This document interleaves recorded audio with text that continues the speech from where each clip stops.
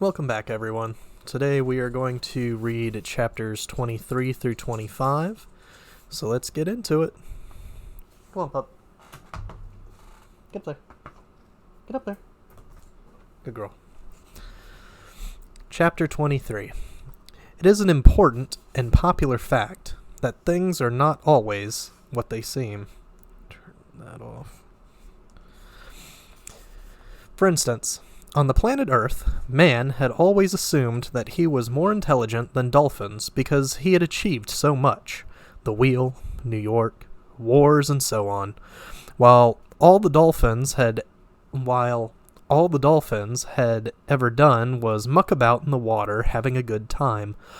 But conversely, the dolphins had always believed that they were far more intelligent than man, for precisely the same reasons. Curiously enough, the dolphins had long known of the impending destruction of the planet Earth and had made many attempts to alert mankind to the danger, but most of their communications were misinterpreted as amusing attempts to punch footballs or whistle for tidbits, so they eventually gave up and left the Earth by their own means shortly before the Vogons arrived. The last ever dolphin message was misinterpreted as a surprisingly sophisticated attempt to do a double backward somersault through a hoop while whistling the Star-Spangled Banner. But in fact, the message was this: "So long, and thanks for all the fish." In fact, there was only one species on the planet more intelligent than dolphins, and they spent a lot of their time in behavioral research laboratories, running round inside wheels and conducting frighteningly elegant and subtle experiments on man. The fact that once again man completely misinterpreted this relationship was entirely according to these creatures' plans. Chapter 24. Silently, the air car coasted through the cold darkness, a single soft glow of light that was utterly alone in the deep Magrathian night. It sped swiftly. Arthur's companion seemed sunk in his own thoughts, and when Arthur tried on a couple of occasions to engage him in conversation again, he would simply reply by asking if he was comfortable enough, and then left it at that. Arthur tried to gauge the speed at which they were traveling, but the blackness outside was absolute, and he was denied any reference points. The sense of motion was so soft and slight, he could almost believe they were hardly moving at all. Then a tiny glow of light appeared in the far distance, and within seconds had grown so much in size that Arthur realized it was traveling toward them at a colossal speed, and he tried to make out what sort of craft it might be. He peered at it, but was unable to discern any clear shape, and suddenly gasped in alarm as the air car dipped sharply and headed downward in what seemed certain to be a collision course. Their relative velocity seemed unbelievable, and Arthur had hardly time to draw breath before it was all over. The next thing he was aware of was an insane silver blur that seemed to surround him. He twisted his head sharply round and saw a small black point dwindling rapidly in the distance behind them, and it took him several seconds to realize what had happened. They had plunged into a tunnel in the ground. The colossal speed had been their own, relative to the glow of light, which was a stationary hole in the ground, the mouth of the tunnel. The insane blur of silver was the circular wall of the tunnel down which they were shooting, apparently at several hundred miles an hour. He closed his eyes in terror. After a length of time, which he made no attempt to judge, he sensed a slight subsidence in their speed, and some while later became aware that they were gradually gliding to a gentle halt. He opened his eyes again.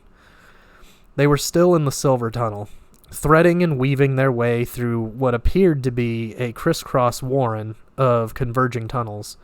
When they finally stopped, it was in a small chamber of curved steel. Several tunnels also had their termini here, and at the farther end of the chamber, Arthur could see a large circle of dim, irritating light.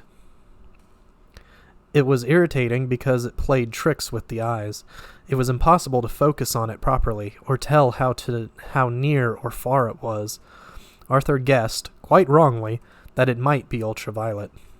Slarda Bartfast turned and regarded Arthur with his solemn old eyes. "Earthman," he said. "We are now deep in the heart of Magrathea." "How did you know I was an Earthman?" demanded Arthur. "These things will become clear to you," said the old man gently. "At least," he added with slight doubt in his voice, "clearer than they are at the moment." He continued, "I should warn you that the chamber we are about to pass into does not literally exist within our planet. It is a little too large. We are about to pass through a gateway into a vast tract of hyperspace. It may disturb you." Arthur made nervous noises. Slarda Bartfast touched a button and added, not entirely reassuringly, "It scares the willies out of me. Hold tight." The car shot forward, straight into the circle of light, and suddenly Arthur had a fairly clear idea of what infinity looked like. It wasn't infinity, in fact. Infinity itself looks flat and uninteresting. Looking up into the night sky is looking into infinity. Distance is incomprehensible, and therefore meaningless.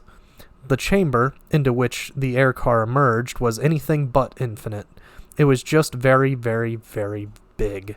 So big that it gave the impression of infinity far better than infinity itself. Arthur's senses bobbed and spun as traveling at the immense speed he knew the air car attained, they climbed slowly through the open air, leaving the gateway through which they had passed an invisible pinprick in the shimmering wall behind them. The wall. The wall defied the imagination, seduced it, and defeated it. The wall was so paralyzingly vast and sheer that its top, bottom, and sides passed away beyond the reach of sight. The mere shock of vertigo could kill a man. The wall appeared perfectly flat. It would take the finest laser measuring equipment to detect that as it climbed, apparently to infinity, as it dropped dizzily away, as it planned out to either side. It also curved. It met itself again 13 light seconds away. In other words, the wall formed the inside of a hollow sphere, a sphere over 3 million miles across and flooded with unimaginable light. Sorry, I got something stuck in my teeth. "Welcome," said Slarda Bartfast, as the tiny speck that was the air car, traveling now at 3 times the speed of sound, crept imperceptibly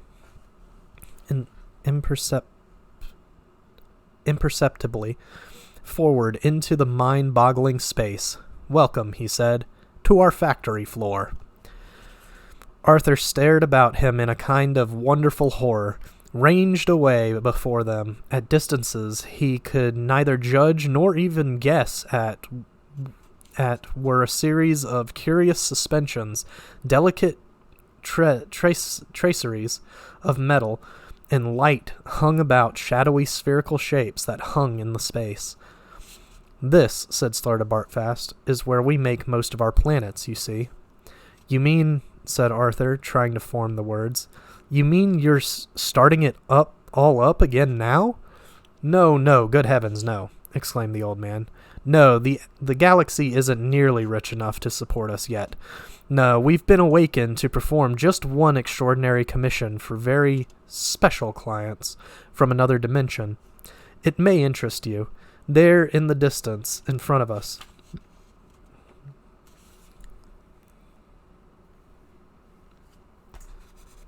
Arthur followed the old man's finger till he was able to pick out the floating structure he was pointing at. It was indeed the only one of the many structures that betrayed any sign of activity about it, though this was more a subliminal impression than anything one could put one's finger on.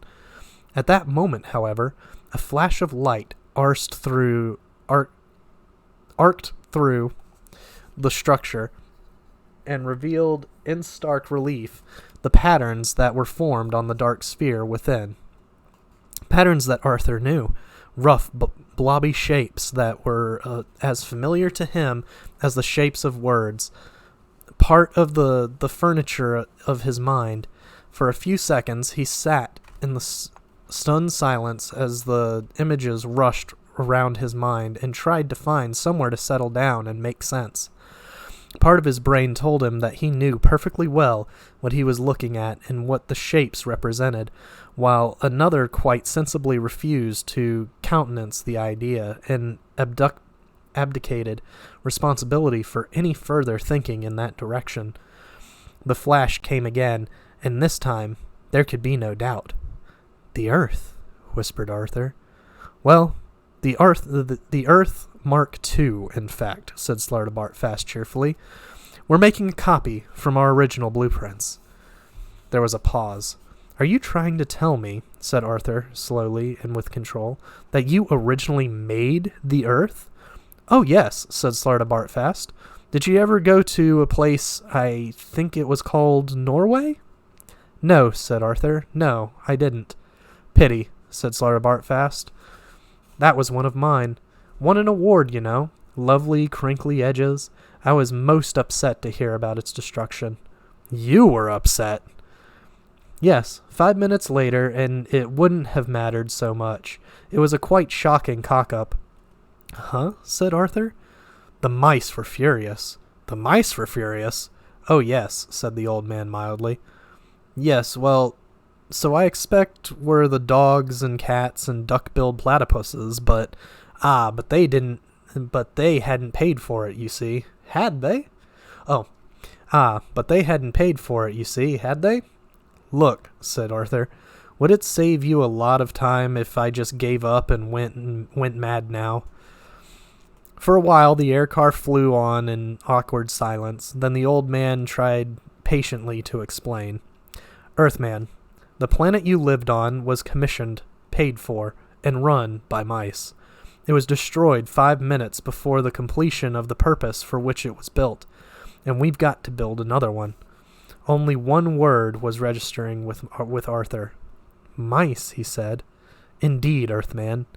Look, sorry, are we talking about the little white furry things with the cheese fixation and women standing on tables screaming in early 60s sitcoms?" Slartibartfast coughed politely. "Earthman," he said, "it is sometimes hard to follow your mode of speech. Remember, I have been asleep inside this planet of Magrathea for 5 million years, and know little of these early 60s sitcoms of which you speak. These creatures you call mice, you see, they are not quite as they appear. They are merely the protrusion into our dimension of vastly hyper-intelligent panda-dimensional beings. The whole business with the cheese and the squeaking is just a front." The old man paused, and with a sympathetic frown continued. "They've been experimenting on you, I'm afraid." Arthur thought about this for a second, and then his face cleared. No," he said. "I see the source of the misunderstanding now. No, look, you see, what happened was that we used to do experiments on them. They were often used in behavioral research, Pavlov and all that sort of stuff. So what happened was that the mice would be set all sorts of tests, learning to ring bells, run round mazes and things, so that the whole nature of the learning process could be examined. From our observations of their behavior, we were able to learn all sorts of things about our own." Arthur's voice trailed off. "Such subtlety," said Slartibartfast. "One has to admire it." "What?" said Arthur. "How better to disguise their real natures, and how better to guide your thinking, suddenly running down a maze the wrong way, eating the wrong bit of cheese, unexpectedly dropping dead of myxomatosis. If it's finely calculated, the culminative effect is enormous." He paused for effect. "You see, Earthman, They really are particularly clever, hyper-intelligent pan-dimensional beings. Your planet and people have formed the matrix of an organic computer running a 10 million year research program. Let me tell you the whole story. It'll take a little time. Time, said Arthur weakly, is not currently one of my problems.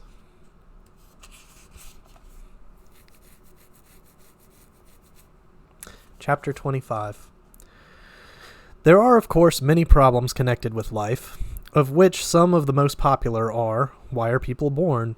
Why do they die? Why do they want to spend so much of the intervening time wearing digital watches?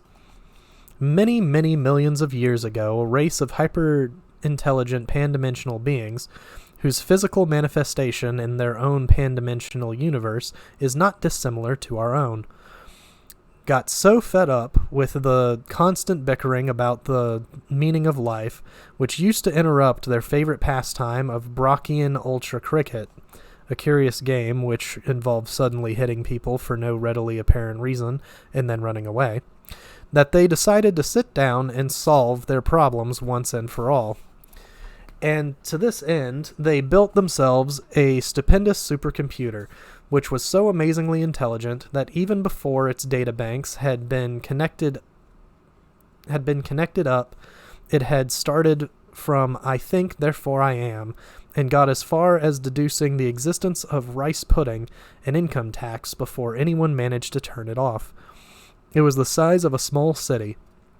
Its main console was installed in a specially designed executive office, mounted on an enormous executive desk of finest ultra mahogany topped with rich ultra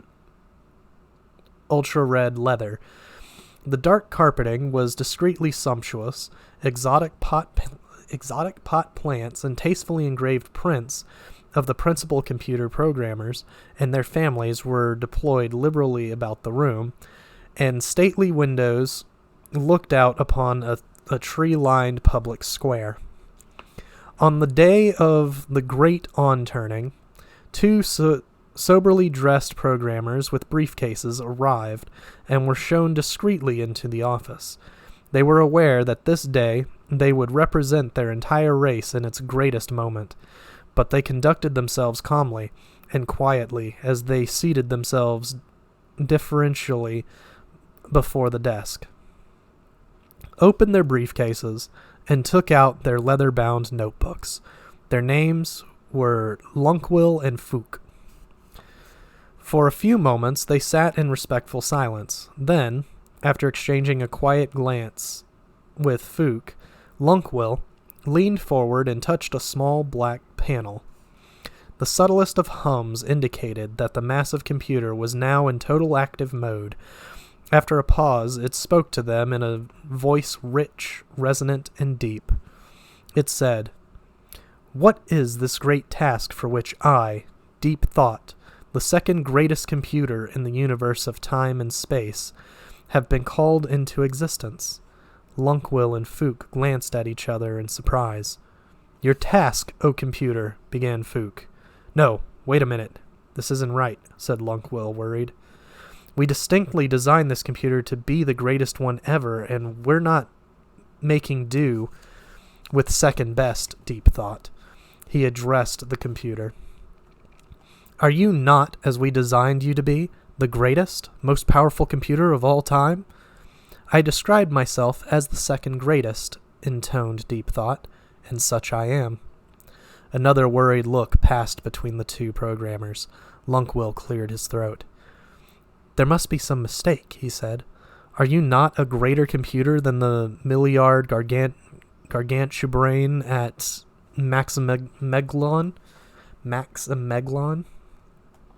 which can count all the atoms in a star in a millisecond?" "The Milliard Gargantubrain," said Deep Thought with unconcealed contempt. "A mere abacus. Mention it not." "And are you not," said Fook, leaning anxiously forward, "a greater analysis than the Googleplex Starthinker in the 7th galaxy of light and ingenuity, which can calculate the trajectory of every single dust particle throughout a 5-week Dangrabad beta sand blizzard? A 5-week sand blizzard, said Deep Thought, haughtily. You ask this of me, who have contemplated the very vectors of the atoms in the Big Bang itself? Moldest me not with the pocket calculator stuff. The two programmers sat in uncomfortable silence for a moment. Then Lunkwell leaned forward again. But are you not, he said, a more fiendish disputant than the great hyperbolic omnicognate neutron wrangler of Ciceronicus 12, the magic and indefatigable? The great hyperbolic omnicognate neutron wrangler, said Deep Thought, thoroughly rolling the R's, could talk all 4 legs off in our Arcturian megadonkey, but only I could persuade it to go for a walk afterward. Then what, asked Fook, is the problem? There is no problem, said Deep Thought with magnificent ringing tones. I am simply the second greatest computer in the universe of space and time. But the second? Insisted Lunkwell. Why do you keep saying the second? You're surely not thinking of the multi-cortoid Oh boy, here we go. Multicorticoid perspectron Titan molar, are you? Or the pondermatic? Or the contemptuous lights flashed across the computer's console. I spare not a single unit of thought on these cybernetic simpletons, he boomed. I speak of none but the computer that is to come after me. Fook was losing patience. He pushed his notebook aside and muttered, I think this is getting needlessly messianic. You know nothing of future time, pronounced Deep Thought, and yet in my teeming circuitry I can navigate the infinite delta streams of future probability and see that there must one day come a computer whose merest operational parameters I am not worthy to calculate, but which it will be my fate eventually to design. Fook sighed heavily and glanced across to Lunkwell. Can we get on and ask the question, he said. Lunkwell motioned him to wait. What computer is this of which you speak? He asked. I will speak of it no further in this present time, said Deep Thought. Now, ask what else of me you will, that I may function. Speak. They shrugged at each other. Fook composed himself. Oh, Deep Thought computer, he said, the task we have designed you to perform is this. We want you to tell us, he paused. The answer. The answer, said Deep Thought. The answer to what? Life, urged Fook. The universe, said Lunkwell. Everything, they said in chorus. Deep Thought paused for a moment's reflection. Tricky, he said finally. But can you do it? Again a significant pause. Yes, said Deep Thought. I can do it. There is an answer? Said Fook with breathless excitement. A simple answer? Asked Lunkwell. Yes, said Deep Thought. Life, the universe, and everything. There is an answer, but, he added, I'll have to think about it. A sudden commotion destroyed the moment. The door flew open and 2 angry men wearing the coarse faded blue robes and belts of the Cruxwan University burst into the room, thrusting aside the ineffectual flunky who tried to bar their way. We demand admission, shouted the younger of the 2 men, elbowing a pretty young secretary in the throat. Come on, shouted the older one. You can't keep us out. He pushed a junior programmer back through the door. We demand that you can't keep us out, bawled the younger one, though he was now firmly inside the room and no further attempts were being made to stop him. Who are you? Said Lunkwell, rising angrily from his seat. What do you want? I am... Oh boy, this is going to be hard. Magicthis, announced the older one. "And I demand that I am Vroomfondle," shouted the younger one. Magicthus turned on Vroomfondle. "It's all right," he explained angrily. "You don't need to demand that." "All right," bawled Vroomfondle, banging on a nearby desk. "I am Vroomfondle, and that is not a demand. That is a solid fact. What we demand is solid facts." "No, we don't," exclaimed Magicthus in irritation. "That is precisely what we don't demand." Scarcely pausing for breath, Vroomfondle shouted, "We don't demand solid facts. What we demand is a total absence of solid facts. I demand that I may or may not be Vroomfondle." "But who the devil are you?" exclaimed the outraged Fook. "We," said Magicthus, "are philosophers." "Though we may not be," said Vroomfondle, waving a warming finger at the programmers. "Yes, we are," insisted Magicthus. "We are quite definitely here as representatives of the amalgamated union of philosophers, sages, luminaries, and other thinking persons, and we want this machine off, and we want it off now." "What's the problem?" said Lunkwell. "I'll tell you what the problem is, mate," said Magicthus.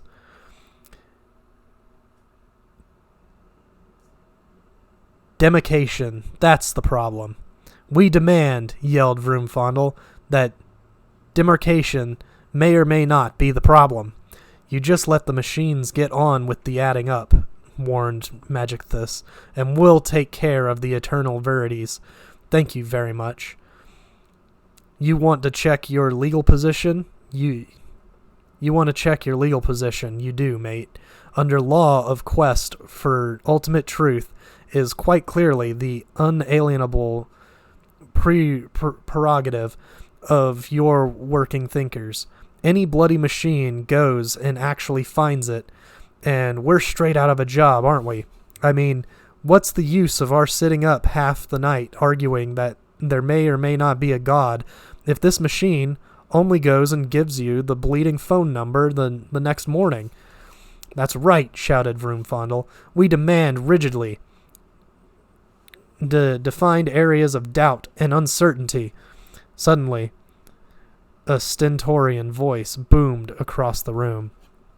"Might I make an observation at this point?" inquired Deep Thought. "We'll go on a strike," yelled Vroomfondle. "That's right," agreed Magicthus. "You'll have a national philosopher's strike on your hands." The hum level in the room suddenly increased as several ancillary bass driver units mounted in sedately carved and varnished cabinet speakers around the room cut in to give Deep Thought's voice a little more power. "All I wanted to say," bellowed the computer, "is that my circuits are now irrevocably committed to calculating the answer to the ultimate question of life, the universe, and everything." He paused and satisfied himself that he now had everyone's attention before continuing more quietly. "But the program will take a little time while you run. A little while to run. Fook glanced impatiently at his watch. "How long?" he said. 7.5 million years, said Deep Thought. Lunkwell and Fook blinked at each other. 7.5 million years, they cried in chorus. "Yes," disclaimed Deep Thought. "I said I'd have to think about it, didn't I? And it occurs to me that running a program like this is bound to create an enormous amount of popular publicity for the whole area of philosophy in general. Everyone's going to have their own theories about what answer I'm eventually going to come up with. And who better to capitalize on that media market than you yourselves? So long as you can keep disagreeing with each other violently enough and maligning each other in the popular press, and so long as you have clever agents, you can keep yourselves on the gravy train for life. How does that sound?" The two philosophers gaped at him. "Bloody hell," said Magicthus. "Now that is what I call thinking. Here, Vroomfondle, why do we never think of things like that?" "Dunno," said Vroomfondle in an awed whisper. "Think our brains must be too highly trained, Magicthus." So saying, they turned on their heels and walked out of the door and into a life cycle beyond their wildest dreams. And that's the end for today. Next week, we will see you with chapters...